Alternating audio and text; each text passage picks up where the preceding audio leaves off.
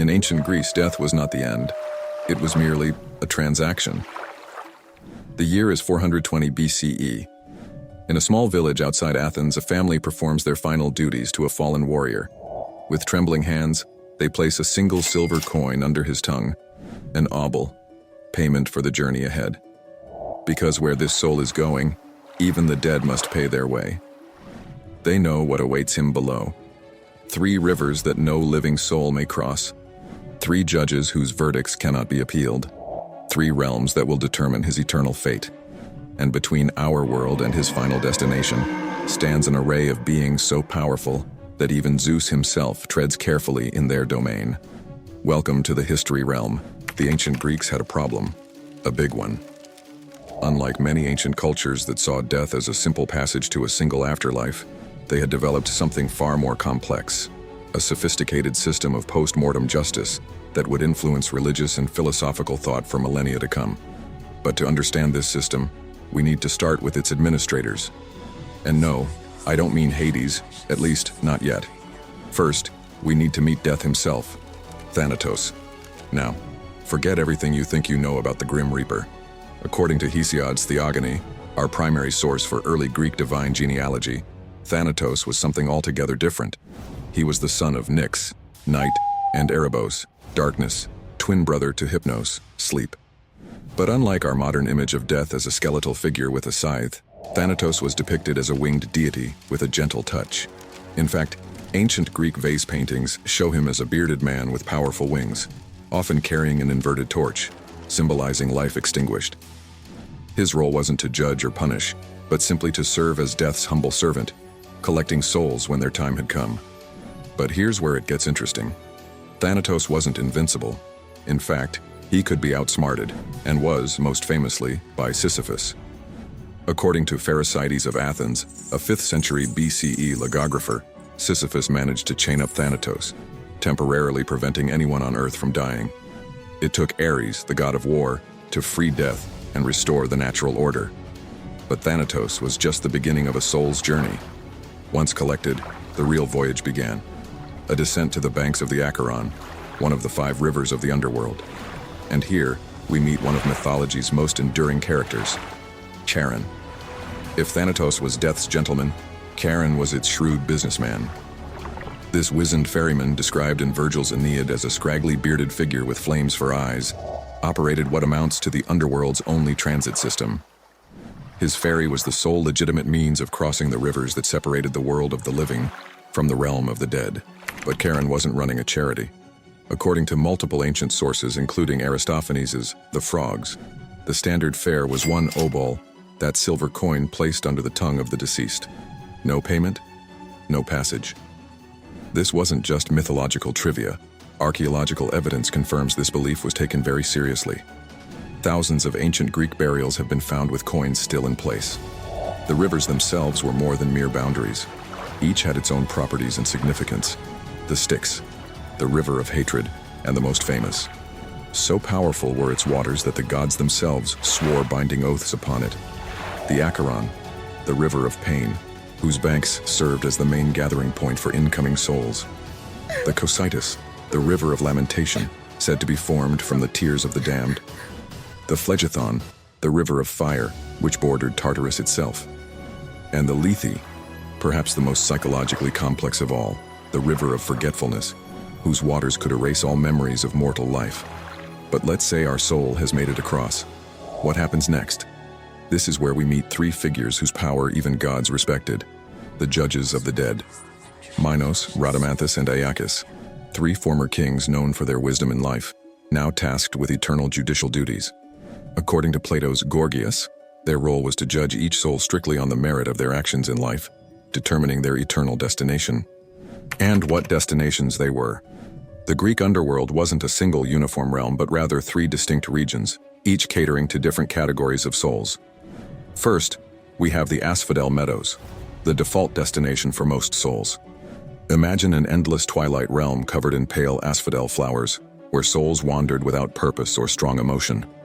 Homer describes it in the Odyssey as a place where the dead exist as mere shadows of their former selves, neither rewarded nor punished.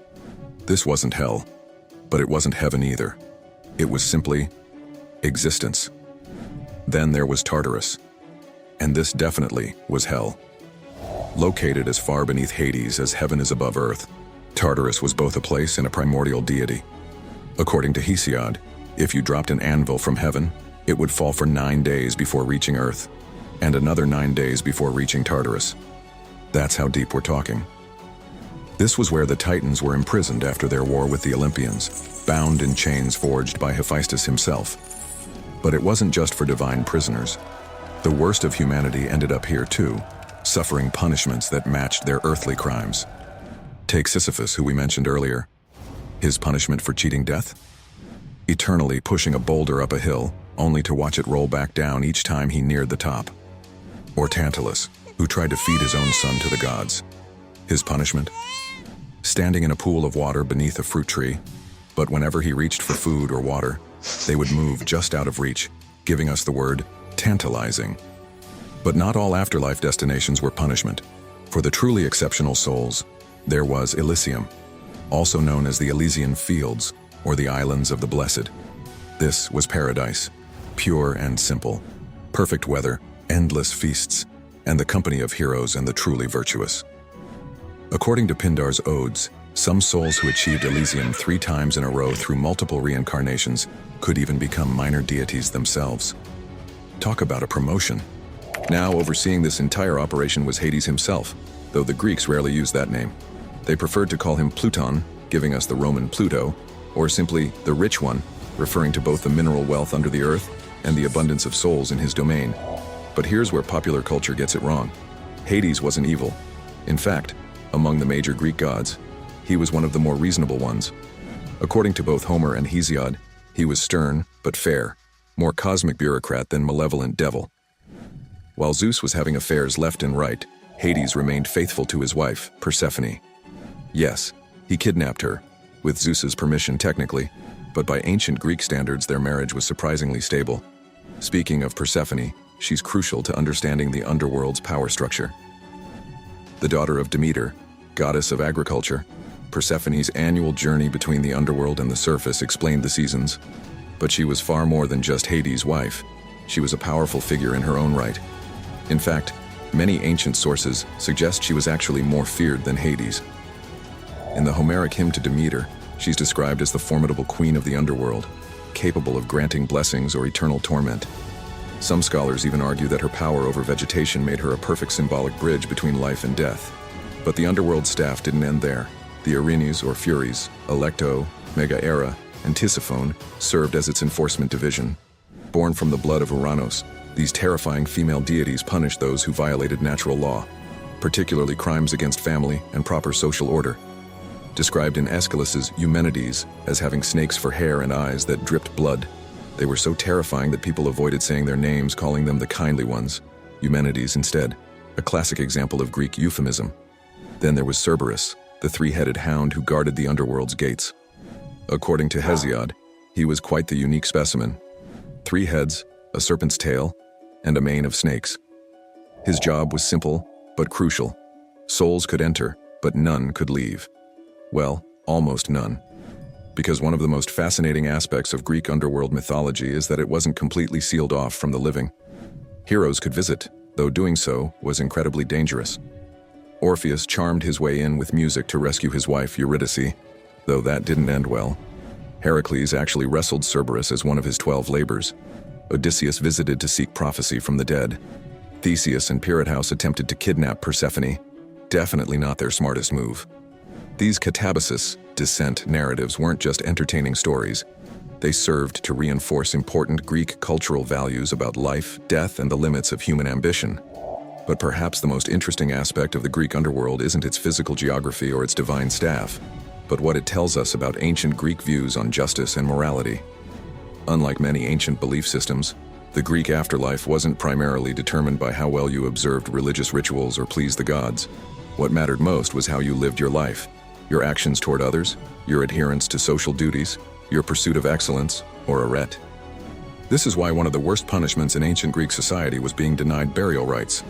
It's why Antigone risks, and loses, her life to bury her brother in Sophocles' famous play. It's why armies would call truces just to collect and bury their dead. And speaking of judgments, if you enjoyed this journey into the depths of Greek mythology, now's your moment of judgment. Hit that subscribe button. Think of it as your own obol, your coin to cross into our realm of historical mysteries. Ring the bell too, because unlike the souls in Asphodel, you won't want to forget when our next video drops. Want to explore more ancient mysteries? Check out our full Greek mythology series right here. Or dive into our playlist on ancient civilizations over here. And tell us in the comments, which realm of the underworld would you end up in? Elysium, Tartarus, or the Asphodel Meadows? Until next time on the History Realm.